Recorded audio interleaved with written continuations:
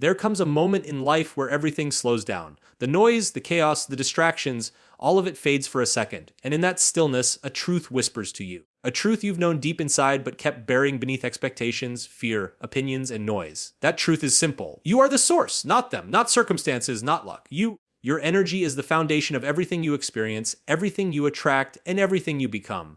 And until you start focusing on yourself, you'll keep chasing shadows hoping they'll become substance. But shadows don't build legacies. Energy does. Focus does. You do. Everything is energy. This isn't just a spiritual idea. It's a fundamental truth of existence. Everything in the universe, including your thoughts, emotions, and beliefs, operates on frequencies. The life you're living right now is not just the result of what you've done, but of what you've been vibrating energetically. Your energy isn't hidden. It's active, magnetic, and it shapes how people perceive you, how opportunities unfold, and how reality responds to you. Most people don't realize how powerful their own energy is. They walk through life thinking things happen to them, never realizing that things are happening through them, because of their energy, their focus, and their mindset. When you focus on yourself and begin to understand your own internal frequency, everything begins to change. You stop reacting to life and start creating it. You begin to understand that the way you think and feel isn't just about mood, it's about manifestation. If you wake up every day filled with anxiety, negativity, or stress, and you allow that energy to be your dominant state, you will unconsciously attract more circumstances, people, and events that match that frequency. It's not magic, it's resonance. Energy seeks alignment. Negative energy attracts more of the same. Positive, focused, grounded energy invites growth, clarity, and opportunity. This is why focusing on yourself is so essential, because only you can shift your energy. You can't control what happens around you, but you can absolutely control the energy you bring into each moment. And when you shift your inner energy, your outer world will begin to reflect it. This is not about pretending to be happy or faking positivity. It's about becoming aware of your current frequency and making conscious, intentional shifts to align with the person you want to become and the life you want to live. So many people try to change their lives through action alone. They hustle, they work, they chase, and still they feel stuck. Why? Because action without aligned energy is exhausting. You can't outwork a misaligned mindset. You can't hustle your way into a reality that doesn't match your internal frequency. The outer world is just a mirror. It reflects what's going on inside of you. If your internal energy is scattered, fearful, or low, your outer results will echo that. But when your energy is focused, calm, and rooted in purpose, doors begin to open. People start to notice. Opportunities begin to align, not because you're lucky, but because you're aligned. Understanding that everything is energy also means recognizing the power of the thoughts you entertain every day. Each thought has a frequency. When you think a thought repeatedly, you strengthen its frequency in your life. If you constantly think, I'm not enough, or I never get what I want, you're not just expressing a feeling, you're anchoring a vibration. And that vibration pulls similar energy toward you. That's why the shift begins with awareness. You can't shift energy you're not even conscious of. Once you start observing your own thoughts, your own patterns, your own emotional habits, you can begin to redirect your frequency in a more empowering direction. This is also why solitude is powerful.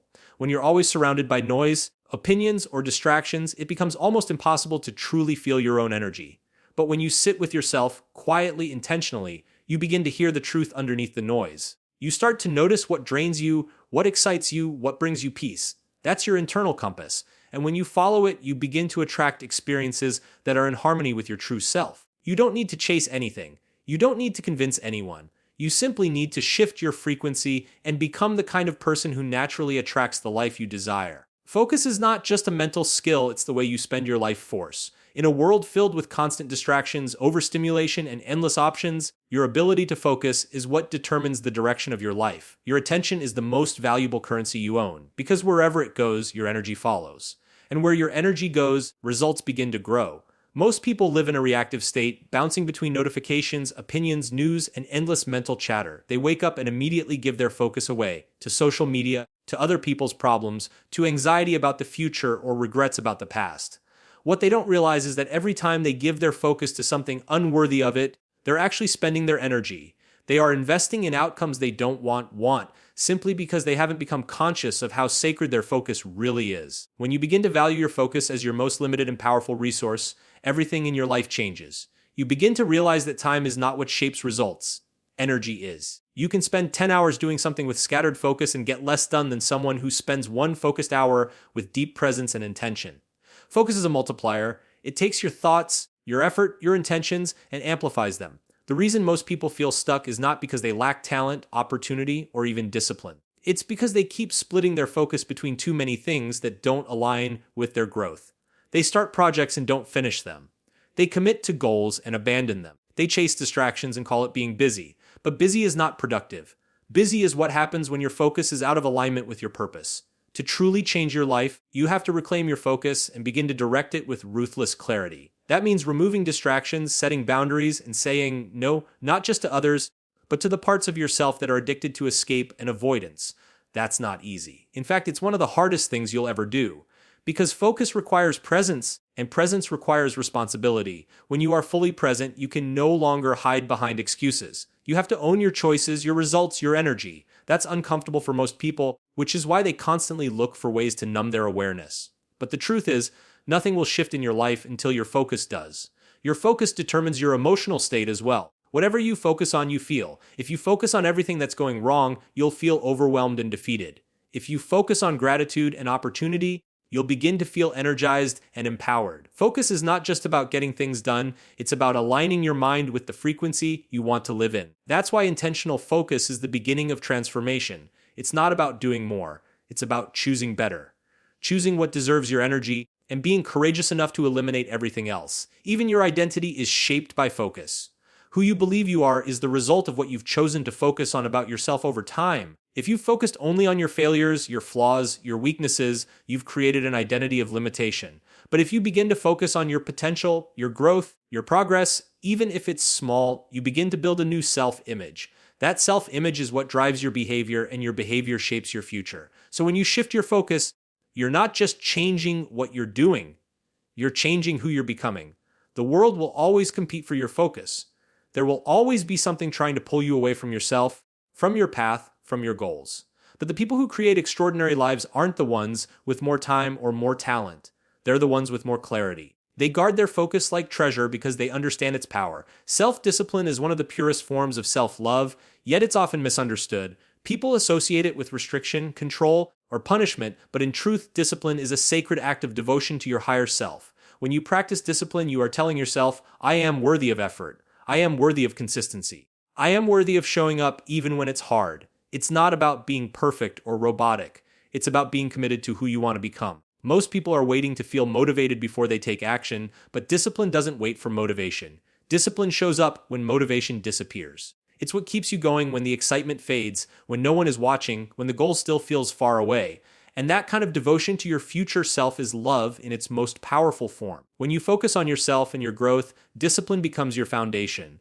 It teaches you to choose long-term alignment over short-term pleasure. It teaches you to say no to things that may feel good in the moment, but pull you away from your purpose. It shows you that you can do hard things. Every time you wake up early to take care of your mind and body, every time you keep a promise to yourself, every time you resist the temptation to quit, you are building trust with yourself. That trust is where self-confidence is born. People think confidence comes from praise or achievements, but it truly comes from one thing: knowing that you can count on yourself. In a world that constantly promotes comfort, ease, and shortcuts, self-discipline is a radical act. It requires you to delay gratification, to hold your vision through difficulty, and to remain committed to values that no one else can see but you. That's why it's so powerful. Discipline isn't glamorous. It often happens in silence, in private, away from attention or applause. But those quiet, consistent acts of self-respect create results that speak louder than words. Your dream life isn't waiting for some perfect day to arrive. It's waiting for you to become the version of yourself who can sustain it. And that version is built one disciplined choice at a time. Many people think self-love means accepting yourself as you are, and that's true to a point.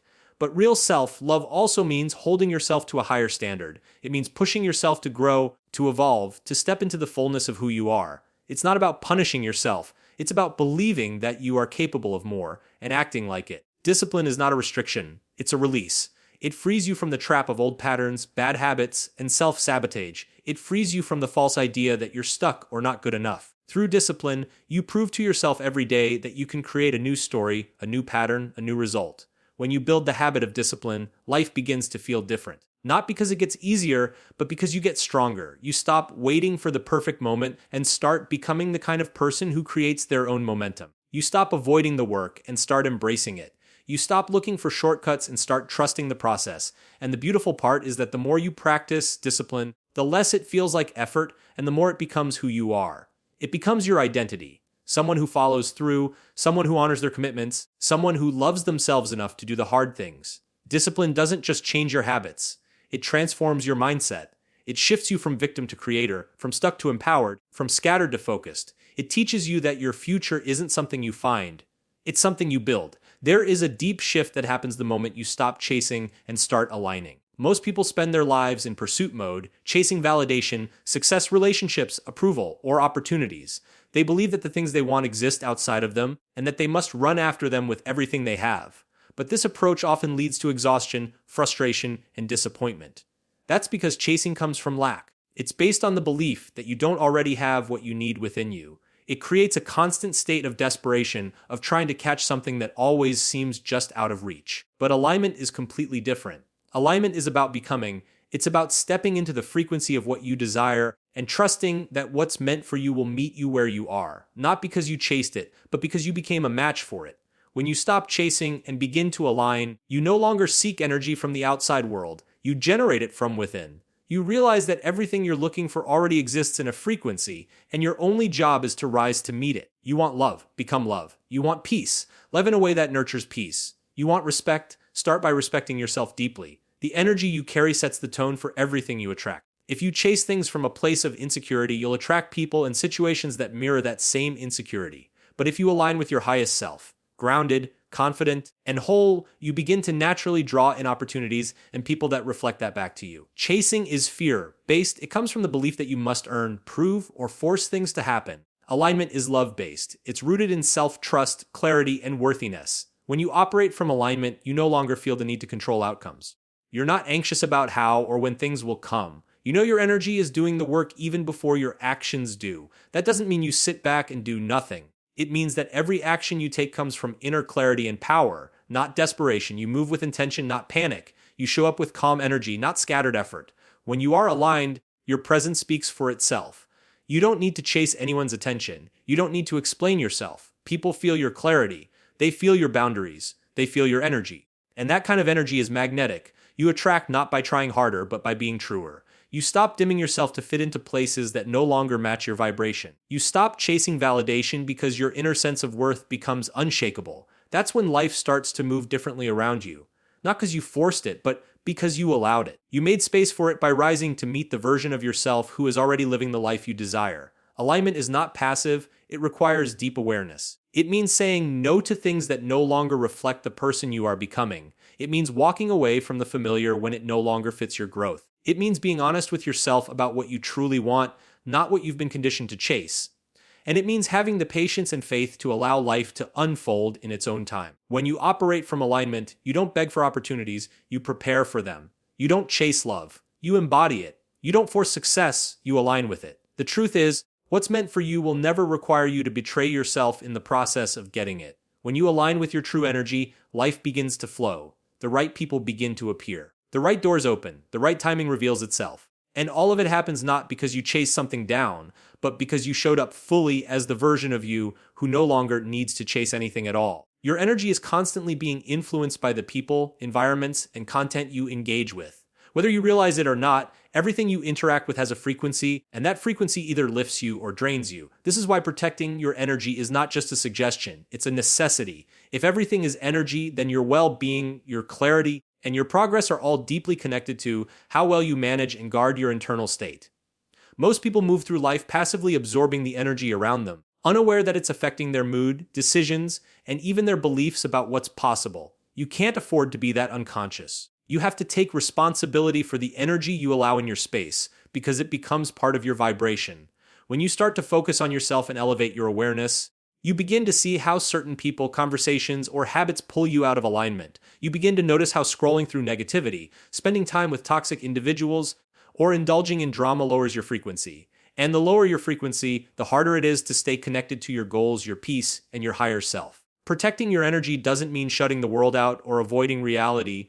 It means creating strong boundaries around your mental, emotional, and spiritual space. It means choosing intentionally what you give your time, attention, and emotions to. Because everything you give your attention to, you give your energy to, and everything you give your energy to grows in your life. People often underestimate how draining it is to constantly engage in things that don't align with their growth. Saying yes to everyone, arguing over things that don't matter, consuming endless content, gossiping, comparing, people pleasing, all of it adds up. It wears down your focus, it fragments your energy, and it keeps you operating at a level far below your potential. That's why growth often feels lonely, because you start distancing yourself from the very things that once felt normal. You start craving solitude over noise, clarity over confusion, purpose over popularity.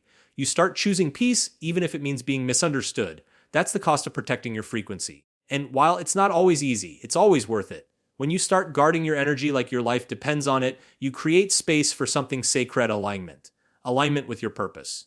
Alignment with your values. Alignment with people who actually support your evolution. You stop entertaining chaos and start inviting calm. You stop trying to be everything for everyone and start being everything for yourself.